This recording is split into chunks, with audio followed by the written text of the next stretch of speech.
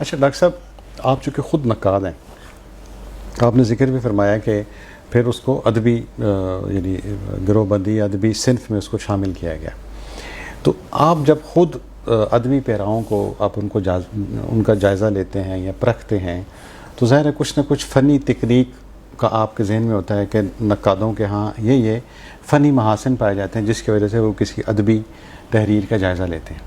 اسی طرح جب ہم مرثیہ نگاری کی طرف آتے ہیں تو مرثیہ کو جب آپ نقاد کی نظر سے دیکھتے ہیں تو آپ کون سی ٹیکنیکس آپ کے مد نظر ہوتی ہیں کہ اگر یہ ٹیکنیکس یہ محاسن اس میں ہوں گے تو یہ مرثیہ کی تعریف پہ پورا اترے گا، اور اگر اس میں کون سی اصناف ہیں، یعنی درجہ بندی ہم کیسے کریں گے مرثیہ کی کہ پہلے کیا ہے دوسرا کیا ہے؟ جیسے عموماً جو ایک عام آدمی جس کو ادب سے دلچسپی ہوتی ہے وہ پہچان جاتا ہے رباعی یہ ہے، مسدس یہ ہے، قطع یہ ہے، قافیہ یہ ہے۔ تو جب ہم مرثیہ کو ادبی پیرائی میں دیکھتے ہیں تو کیا اس کی مختلف حصے ہیں مرثیہ کے؟ ہاں ہیں، اور اس کو کیسے ادبی پیرائی میں دیکھا جاتا ہے؟ ہاں، بڑا عمدہ سوال ہے۔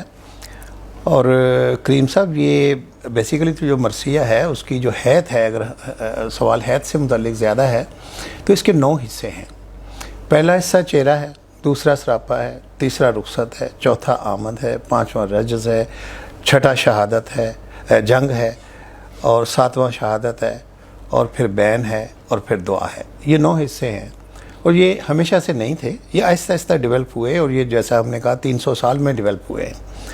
اور یہ لکھنؤ میں جا کے مرثیے کی یعنی سودا نے بھی یہ کیا کہ اس کو مسدس کی حیثیت دی، لیکن اس کا سٹرکچر جو ہے وہ تھوڑا آگے جا کے بنا ہے۔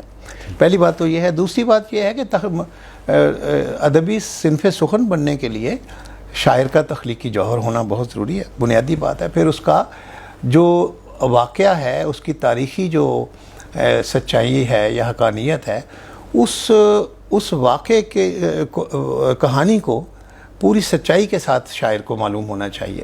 پھر شاعر کا یعنی جو تخلیقی جوہر ہے وہ کام آتا ہے، اس کا جو ہنر ہے۔ ایک جگہ گوئٹے نے لکھا ہے کہ جب روح ہاتھ بن جاتی ہے تو تب بڑا فن جو ہے وجود میں آتا ہے۔